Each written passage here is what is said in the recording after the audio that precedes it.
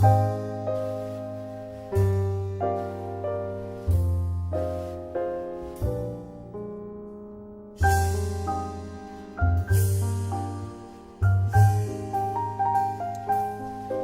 bonjour mes frères et sœurs, encore une fois, nous sommes ensemble pour regarder aux Écritures, pour méditer la parole de Dieu. Le psalmiste nous dit que cette parole-là, c'est une lumière pour nous. Elle nous éclaire. Elle nous fait voir Dieu. Cette lumière nous fait voir Christ. Cette lumière nous fait voir la réalité, la vérité. C'est pour ça que, ensemble, on la médite pour finalement atteindre le but ultime de la vie chrétienne, l'adoration. Notre Père du ciel, béni sois-tu pour nous avoir laissé ta parole, béni sois-tu. Sans elle, nous serions dans l'ignorance, mais avec elle, nous marchons sur tes sentiers.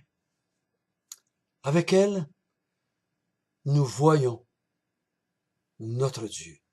Nous voyons notre Sauveur Jésus. Guide-nous, encore une fois, dans ce merveilleux livre que tu nous as laissé, qu'on appelle l'Apocalypse. Au nom de Jésus, nous te prions. Amen. De tous les temps, aussi loin qu'on peut voir dans l'histoire de l'humanité, l'homme a essayé de se donner des moyens pour connaître l'avenir. De toutes sortes de façons. Si vous lisez un peu sur le sujet, l'homme s'est donné toutes sortes de méthodes et de moyens pour essayer de connaître l'avenir qui s'en vient. L'homme investit des milliards aujourd'hui, encore, pour connaître s'il était possible l'avenir. Mais Dieu dit à Israël, dans le livre d'Ésaïe, il est impossible à l'homme de connaître l'avenir. Même si on investira des milliards, il est impossible à l'homme de connaître l'avenir. Seulement Dieu connaît l'avenir. Et c'est pour ça que nous lisons l'Apocalypse, parce que nous croyons que ce livre nous vient de Dieu. Nous avons vu jusqu'à date que Dieu a décidé de s'adresser à l'Église du temps de Jean, à 7 églises précisément, qui étaient 7 églises en Asie, et il va parler par Jésus, et Jésus va utiliser son ange, et son ange va parler à Jean, et Jean va écrire le livre de l'Apocalypse qu'il va envoyer aux 7 églises d'Asie, que Jésus a décidé. Pourquoi il a choisi ces 7-là? Il n'y avait pas juste 7 sur la terre à ce moment-là, mais il a choisi ces 7-là avec une raison bien précise, je crois, parce qu'il reflétait, je crois, l'Église d'une façon générale à ce moment-là. Comme ces 7 églises-là reflètent l'Église encore aujourd'hui. Et c'est pour ça qu'on regarde, nous, ce qu'il a dit à ces églises-là, nous essayons de le comprendre et de l'appliquer dans notre vie. Donc, on est rendu à la 4e église. On a vu Éphèse, Smyrne, Pergame. Et à chaque fois, on a vu que Jésus dit, je connais certaines choses de toi. Des fois, il les complimente, il les félicite pour cela. D'autres fois, et là, ensuite, il va dire, mais je sais aussi quelque chose et j'ai des reproches à te faire. Il a dit, tu as perdu ton premier amour, tu as peur de souffrir pour mon nom, tu as des doctrines de Balaam dans ton sein. Et ce matin, on va en voir une autre vérité. Et à chaque église, il dit, si tu te repens, voici ce que je vais faire. Si tu te repens pas, voici ce que je vais faire aussi. Et les annonces de jugement sont des jugements de condamnation, des jugements de perdition, je t'enlève ton chandelier, tu vas subir la seconde mort, je vais te combattre avec l'épée de ma bouche. Donc, c'est des jugements de condamnation. Mais il dit, si tu te repens et que tu gardes la vérité, il dit, tu vas manger de l'arbre de vie, tu ne subiras pas la seconde mort, je vais te donner un nom nouveau, je vais te donner la manne cachée. Donc, il dit, c'est toujours deux extrêmes, condamnation ou salut. Tu te repens, t'es sauvé, tu te repens pas, je te condamne. Donc, n'utilisons pas, premièrement, les églises pour stimuler des croyants, puis essayer de les pousser à l'action, mais ces églises sont là pour nous dire, t'es-tu croyant ou pas? T'as-tu gardé la vérité ou pas? Tu m'aimes-tu encore ou si tu m'aimes plus? T'as-tu gardé la vérité ou maintenant si tu prêches un mensonge? Puis ce qu'on va voir aujourd'hui, il va dire, est-ce que tu crois à des doctrines de démons ou si tu crois à ma parole? Lisons ensemble à partir du verset 18 dans le chapitre 2. Écrit à l'ange de l'église de Thyatire. Voici ce que dit le Fils de Dieu. Celui qui a les yeux comme une flamme de feu et dont les pieds sont semblables à de l'airain ardent. Je connais tes œuvres, ton amour, ta foi, ton fidèle service, ta constance et tes dernières œuvres plus nombreuses que les premières. Mais ce que j'ai contre toi, c'est que tu laisses la femme Jézabel, qui se dit prophétesse, enseigner et séduire mes serviteurs, pour qu'ils se livrent à la débauche et qu'ils mangent des viandes sacrifiées aux idoles. Je lui ai donné du temps afin qu'elle se repente. Elle ne veut pas se repentir de sa débauche. Voici, je vais la jeter sur un lit et envoyer une grande tribulation à ceux qui commettent adultère avec elle, à moins qu'ils ne se repentent de leurs œuvres. Je frapperai de mort ses enfants, et toutes les églises connaîtront que je suis celui qui sonde les reins et les cœurs, et je rendrai à chacun de vous selon ses œuvres. À vous, à tous les autres de Thyatire, qui ne reçoivent pas cette doctrine, qui n'ont pas connu les profondeurs de Satan, comme il les appelle, je vous dis, je ne mets pas sur vous d'autres fardeaux. Seulement ce que vous avez, retenez-le jusqu'à la fin. À celui qui vaincra et qui gardera jusqu'à la fin mes œuvres, je donnerai autorité sur les nations. Il les pètera avec une verge de fer, comme on brise les vases d'argile, ainsi que moi-même j'ai reçu le pouvoir de mon Père. Et je lui donnerai l'étoile du matin. Que celui qui a des oreilles entende ce que l'Esprit dit aux églises. L'église de Thyatire, le quatrième chandelier parmi les 7 chandeliers. On ne sait pas comment l'église de Thyatire a réagi quand elle a reçu cette lettre. Est-ce qu'elle a été comme surpris? Est-ce qu'elle a été comme déçue? Est-ce qu'elle a été en colère? Est-ce qu'ils réalisaient dans quel état ils étaient?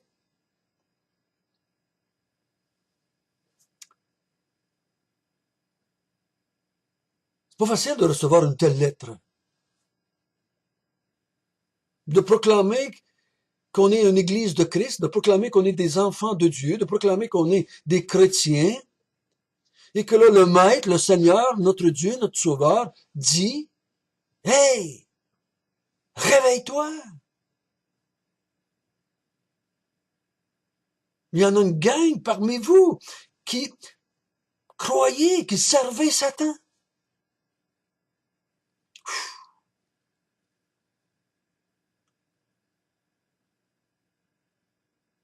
Regardons ça.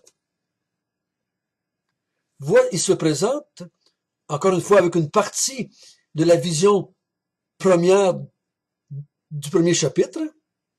Il dit, c'est moi, celui qui a les yeux comme une flamme de feu, et les pieds comme de l'airain ardent. Il dit, c'est moi, encore une fois, c'est moi, Jésus, ton Maître, ton Seigneur. C'est moi qui te regarde et qui te connaît parfaitement. Tu ne peux pas te cacher devant moi. Mes yeux sont comme une flamme de feu. Je te connais par cœur. Je connais ton cœur plus que tu le connais toi-même. Laisse-moi, si je peux dire ça comme cela, laisse-moi, chère Église, laisse-moi te dire comment je te perçois par les Écritures. Laisse-moi te dire ce que je vois. Crois en moi, même si toi, tu ne le perçois pas, crois en moi, crois en moi. Il dit au verset 19, encore une fois, comme il le dit à chaque fois, à chaque église, je connais, je sais, je connais. Je connais tes œuvres, ton amour, ta foi, ton fidèle service, ta constance et tes dernières œuvres plus nombreuses que les premières. Je te connais, je sais que tu œuvres. Chère église de Thyatire. Ici, dans cette église, il fait ressortir les œuvres. Si tu retiens mes œuvres, si tu pratiques mes œuvres, il parle de ses œuvres. Vous savez, les œuvres et la foi, c'est un équivalent. Si j'ai la foi, j'ai des œuvres qui reflètent ma foi. Si j'ai ces œuvres-là, c'est parce que j'ai la foi. Parce que si je regarde les œuvres d'une certaine personne religieuse, ces œuvres vont me démontrer sa foi. Et si je connais sa foi, je vais voir les œuvres qui vont découler de cette foi-là. Si je parle de ses œuvres, je parle de sa foi. Si je parle de sa foi, je parle de ses œuvres. C'est la même chose. C'est pour ça que la Bible peut dire, je vais juger tes œuvres. Comme la Bible peut dire, je peux juger ta foi. C'est la même chose. C'est pour ça que dans cette église de Thyatire, il parle si souvent des œuvres. Je connais tes œuvres. Tes œuvres sont plus nombreuses que tes premières œuvres. Puis il dit au verset 26, jusqu'à la fin, mes œuvres. Pratique mes œuvres. C'est la même chose. Il pourrait dire pratique ma foi, pratique mon évangile, prêche mon évangile. Faut faire attention. Ici, il dit pas, je connais tes bonnes œuvres. Mais les œuvres que tu fais reflètent-elles la doctrine que je t'ai laissée par mes apôtres? Si je vois quelqu'un, moi, comme je le vois des fois dans des films, qui mettent des pièces d'argent sur les yeux des décédés pour qu'ils payent le passeur, comme ils disent, dans l'autre monde, je sais, par cette œuvre-là qu'ils font, qu'ils ne croient pas en Jésus-Christ et à la grâce. Ils ne croient pas que Jésus a payé pour eux, parce qu'ils envoient avec le mort des sous pour qu'ils payent le passeur. Si je vois quelqu'un qui fait chanter une messe pour faire sortir un âme du purgatoire, je me dis, il offre, il fait une œuvre qui va avec la foi qu'il a. Il ne croit pas qu'il est sauvé par Jésus seul, donc il fait une œuvre qui démontre cette foi-là. Donner de l'argent à un pauvre, ça ne dit pas quelle foi que tu as. Mais si tu me dis que tu donnes de l'argent aux pauvres pour gagner ton ciel, je me dis, bon, ça va avec la foi que tu as. Tu ne crois pas que ton ciel est gagné par Jésus-Christ, donc tu veux gagner ton ciel par une œuvre que tu fais. Ici, il dit, je connais tes œuvres, je connais ta foi, je connais ton fidèle service. Donc, il connaît que dans l'église de Thyatire, il y a des gens qui œuvrent pour lui. Je les connais, tes œuvres.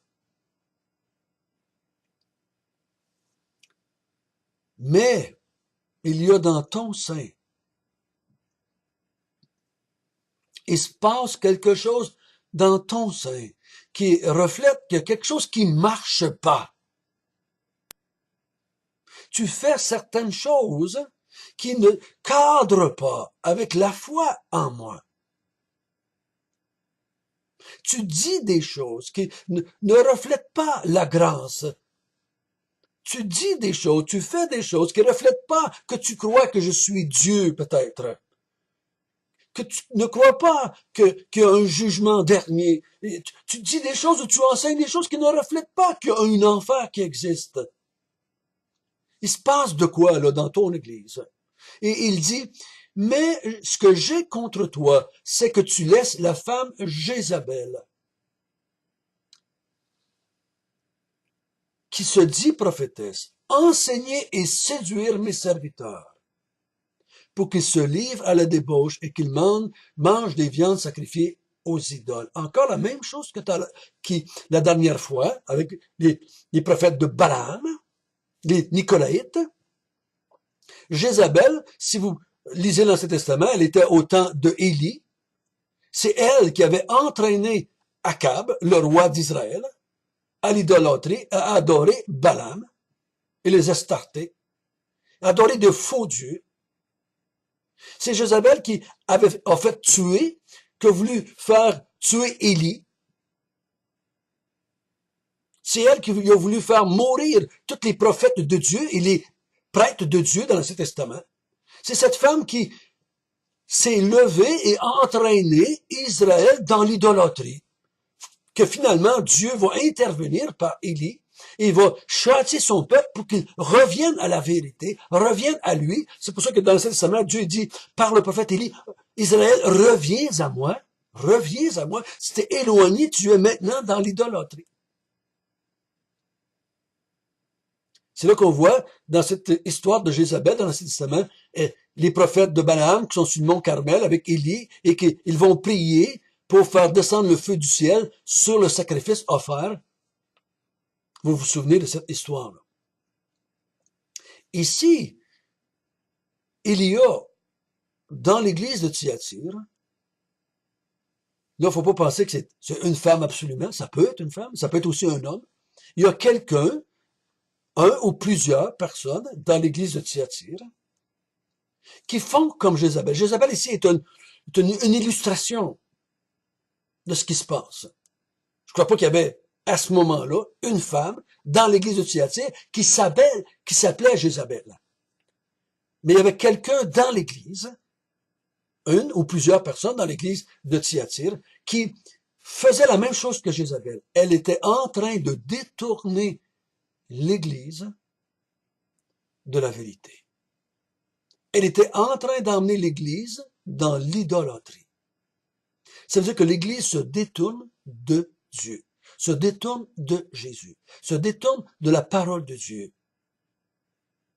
Dernièrement, on entend parler depuis peut-être à peu près 5 ans, peut-être plus, peut-être 10 ans, mais plus précisément, le 3, 4 ans, 5 ans, on a entendu parler que maintenant, il y a un mouvement dans les églises évangéliques que Dieu n'enverra jamais personne en enfer. L'enfer, ce lieu de souffrance éternelle pour les inconvertis, pour ceux qui ont rejeté Dieu, pour les Jézabel de ce monde. Ça n'existe pas vraiment. Dieu va les détruire, va les anéantir, mais il n'y a pas vraiment d'enfer. Oups. Oups. Qu'est-ce que ça vient faire, ça, dans l'Église de Christ? Qu'est-ce que ça vient faire, ça? Comment ça que c'est là? Qui est-ce qui a séduit l'Église évangélique dans le monde pour qu'elle finisse par dire il n'y a plus d'enfer?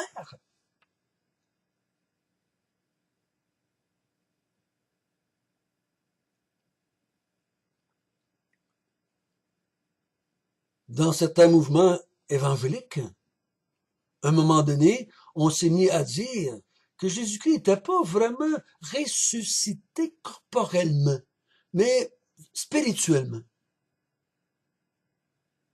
On s'est mis à changer les vérités.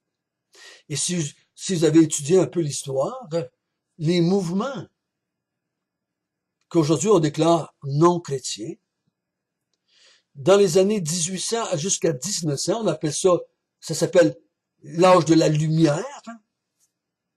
Il y a beaucoup d'églises chrétiennes qui ont produit, si je peux dire ça ainsi, des faux prophètes. Des gens qui ont parti, des fils de pasteurs chrétiens, ou des gens qui étaient dans l'Église, qui finalement se sont séparés, ou qui ont commencé dans l'Église de faux enseignements. Si vous étudiez l'histoire des Mormons, des témoins de Jéhovah, des Branham, beaucoup de mouvements qui ont été débutés dans les années 1840, 1830, 1850, qui ont rejeté avec le temps la divinité de Jésus-Christ, la résurrection de Jésus-Christ, le salut seul en Jésus-Christ, le baptême au nom du Seigneur Jésus-Christ et de Dieu et du Saint-Esprit. Ils ont rejeté des vérités fondamentales. Mais c'est pas venu du jour au lendemain, ça s'est fait par des femmes Jézabel, si je peux dire ainsi. Et tranquillement, l'Église est devenue idolâtre. Parce que si je prie et que j'adore un Jésus qui n'est pas Dieu, je suis un idolâtre. Une fois, j'ai dit à un homme qui s'est présenté à ma porte, il dit, un de nous deux aujourd'hui, si on meurt, toi ou moi, si on meurt aujourd'hui, il y a un de nous deux qui va être séparé de Dieu pour l'éternité. Toi qui dis que Jésus n'est pas Dieu et que tu adores ce Jésus-là, ou que tu ne veux pas adorer ce Jésus-là, tu ne veux pas reconnaître sa divinité, ou moi qui dis qu'il est Dieu et que je l'adore ce Jésus-là, un de nous deux, si on mourrait aujourd'hui, serait un idolâtre et s'en irait en enfer. Un de nous deux. Toi qui dis que Jésus est juste un ange, une créature de Dieu, si tu as raison, moi, je suis condamnable au plus haut point parce que j'ai fait d'une créature, j'ai fait Dieu. Je déclare Dieu et je l'adore. Mais si vraiment, moi j'ai raison et que Jésus est Dieu et qu'on doit l'adorer, toi, t'es mal foutu parce que tu dis que Dieu est juste une créature. Voyez-vous, c'est pas à cause que j'utilise des mots, je dois comprendre la vérité et puis la garder dans son ensemble pour être un enfant de Dieu, pour être un disciple de Jésus-Christ. Il faut, frères et sœurs, être conscient de cela. Discerner cela.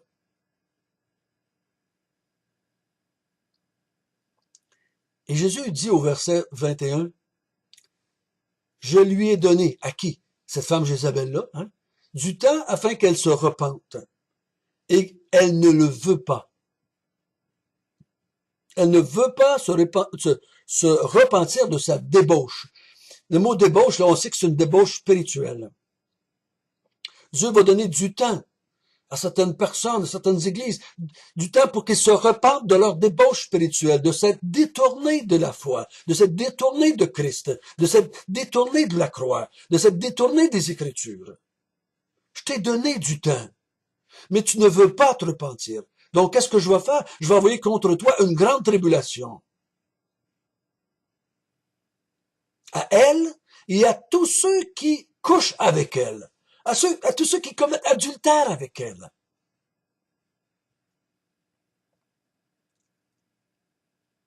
Je vais vous envoyer une grande tribulation. Pour moi, c'est un jugement, une condamnation. Parce qu'ils ne veulent pas se repentir de leur idolâtrie. Il dit au verset 23, je te frapperai de mort, tes enfants.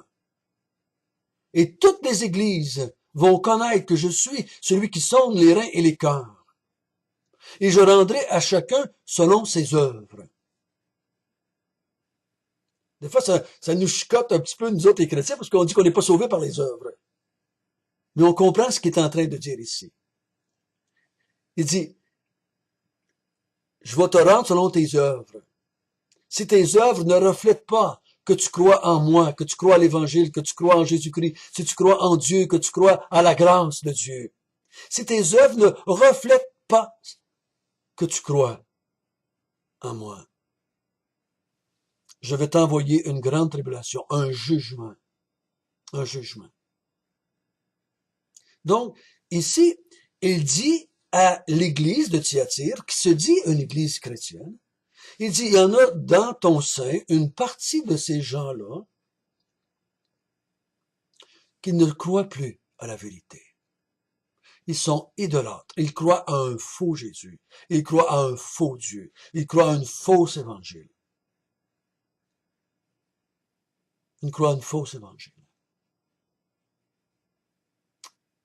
Mais dis-toi, à vous, à tous les autres qui n'ont pas adhéré à la doctrine de Jézabel. Il dit, à tous les autres qui ne reçoivent pas cet enseignement de Satan. Parce qu'il dit, ça vient de Satan. Faut être vraiment aveugle, n'est-ce pas? Pour ne pas voir que je suis un enfant du diable, pensant et croyant et déclarant qu'on est des enfants de Dieu. Mais ils sont des enfants du diable. Je pense pas, en tout cas, peut-être que je me trompe, mais je pense pas que dans l'église de Thyatire, il y avait une partie de l'église, le dimanche matin, qui commençait à faire, comme on dirait en québécois, une messe noire, puis il y avait l'autre partie de l'église qui faisait une messe blanche. Tu avais un prédicateur qui prêchait Jésus-Christ, et tu avais un autre qui se levait dimanche matin, puis il disait, moi je prêche Satan. Je pense pas que c'était comme ça tout à fait. Hein? C'était plus sournois que ça. C'était plus sournois que ça. C'est pour ça que des fois, il y a des gens qui vont venir à vos portes pour vous enseigner la Bible, qu'ils disent, mais ils vous parleront jamais de Jésus tout de suite. Ils vous diront pas, Jésus n'est pas Dieu. Jésus est une créature. Ils vous diront pas ça, comme ça, directement à vous, qui croyez en Jésus-Christ, qui croyez en Dieu, qui croyez en la Trinité. Ils vous diront pas ça. Ils vont vous commencer à vous parler de toutes sortes de choses, de guerre, de télévision, de saints, de ci, de ça. Ils vont vous parler de tout ça. Puis tout à coup, je me souviens une fois, un jeune croyant était venu me voir avec deux personnes qui enseignaient, selon moi, une fausse doctrine. Qui enseignaient, selon moi, des profondeurs de Satan. Et quand ils sont venus chez nous, ce jeune chrétien-là, avec les deux autres, ils sont venus chez nous, on a commencé à parler. Et là, ils ont dit, ouais, mais vous autres, vous croyez pas que le nom de Dieu, c'est Jéhovah, Ils ont commencé à me dire un paquet d'affaires. Et moi, je les ai arrêtés, puis j'ai dit, attendez une minute, attendez une minute. Et j'ai regardé le jeune croyant. J'ai dit, est-ce qu'ils t'ont dit qu'ils ne croient pas que Jésus est Dieu? Est-ce qu'ils t'ont dit que Jésus, c'est une créature? Est-ce qu'ils t'ont dit que Jésus, c'est un archange, qu'il n'est pas Dieu? Puis il m'a regardé et m'a dit, ben, ils croient pas ça, les autres, là. Ils m'ont pas dit ça, ils croient pas ça. Mais il dit, demande-leur. Ils te l'ont pas dit jusqu'à date. Mais c'est ça qu'ils croient. Puis un jour, ils vont t'emmener à croire ça.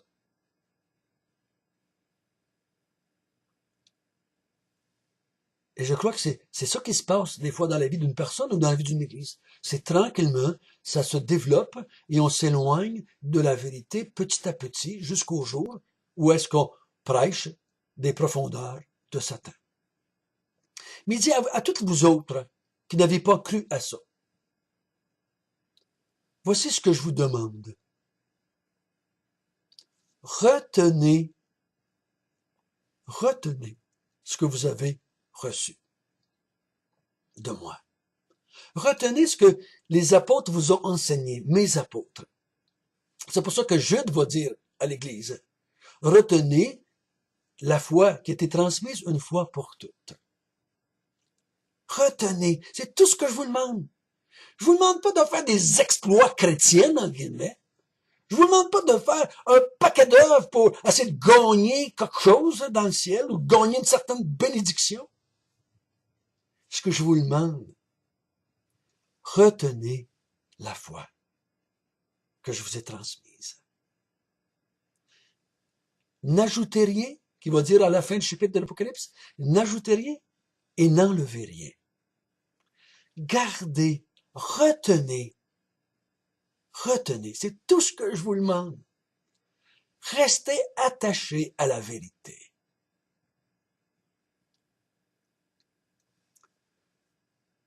Moi, mes frères et sœurs, ce que je vous dirais, en tant qu'Église, investissons, investissons dans des personnes qui peuvent vous aider à garder la foi. Investissez temps, argent, investissons pour aider des hommes à étudier, à investir du temps pour qu'ils puissent voir.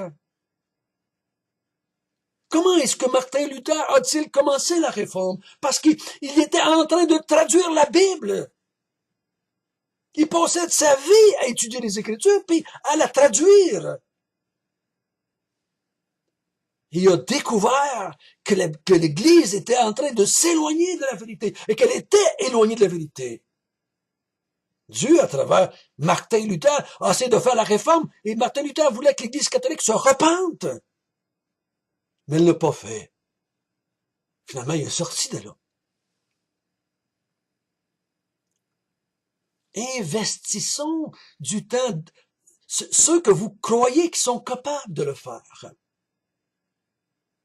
Moi, je vous encourage, frère et sœur. Investissez. Investissez. N'ayez pas peur. Encourageons-nous à investir du temps et de l'argent. Et dire, hey, ceux que vous autres, vous êtes capables, là, on voit en vous des dons, des capacités d'étudier les Écritures. Allez étudier et aidez-nous à comprendre si on s'éloigne de la vérité. C'est pour ça que Dieu a donné à l'Église des enseignants. C'est pour ça que les anciens doivent être aptes à l'enseignement. C'est pour ça que l'apôtre Paul dit aux anciens d'Éphèse, il va y avoir des loups, des faux docteurs qui vont rentrer dans l'Église, protéger l'Église contre ces faux docteurs-là. Parce qu'ils vont vouloir, comme Jézabel, comme Balaam, vous éloigner et de faire de vous un peuple d'idolâtres. Des fois, je suis attristé. Je vous le dis, je suis attristé des fois de voir que l'Église n'est pas prête à investir plus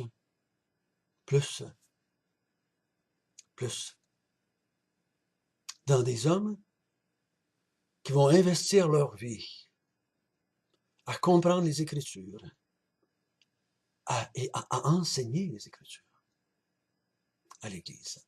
Faisant ainsi, protégeant l'Église des Jézabel, des Balaam.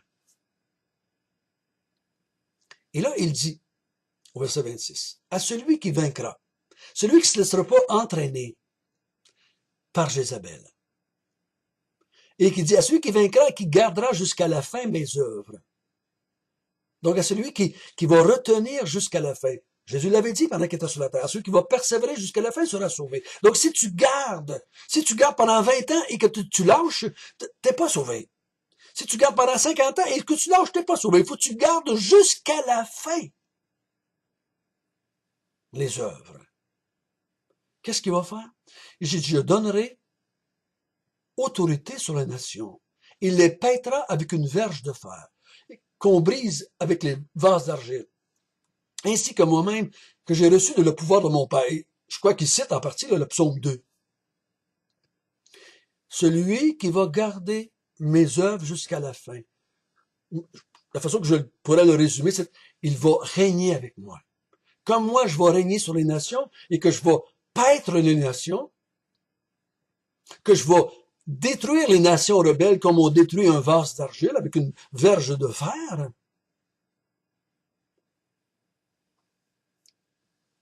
Tu vas être avec moi. Tu vas être avec moi. Et quand on voit l'Apocalypse et qu'on voit Jésus détruire les nations impies, son Église est avec lui. Hein, on le voit avec 144 000, on le voit avec une armée, on le voit avec des chevaux qui viennent avec des hommes et des femmes, ou des gens qui sont avec des robes blanches. Et on le voit avec sa gang qui combat les nations impies. Il dit, celui qui va vaincre avec moi les Jézabel de son temps, je vais lui donner de vaincre avec moi. Je vais lui donner de régner avec moi. De régner avec moi. Et je vais lui donner l'étoile du matin. Ce que, si ici l'auteur, Jean, par l'étoile du matin, s'il fait référence à la même étoile du matin que dans Apocalypse chapitre 22, je crois que oui. Il parle de Jésus lui-même, celui qui va vaincre Jézabel. Je vais lui donner ma présence, ma personne. Il va être avec moi. Je vais le garder avec moi. Parce que dans Apocalypse 22, il dit le fils de David, l'étoile du matin. L'étoile brillante du matin. Je crois qu'il parle de lui ici.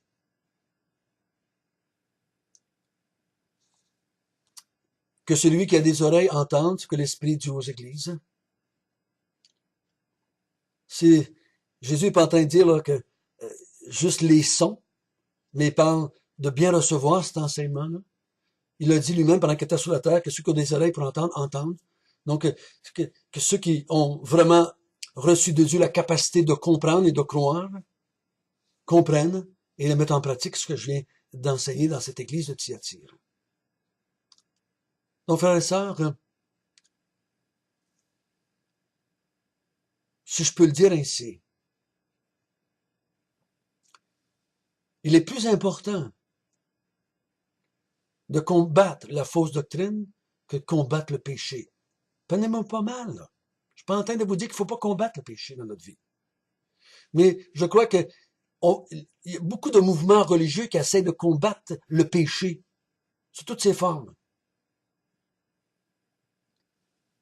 Mais leur doctrine n'est pas correcte en premier. Je crois qu'il faut avoir une doctrine correcte pour être capable de combattre le péché d'une bonne façon. Parce qu'on peut combattre le péché d'une mauvaise façon. Ou de mauvaises raisons. Si je combats le péché dans ma vie, si je combats la pornographie dans ma vie parce que j'ai peur d'aller en enfer, puis je veux gagner mon ciel, mais je combats le péché, mais pour la mauvaise raison.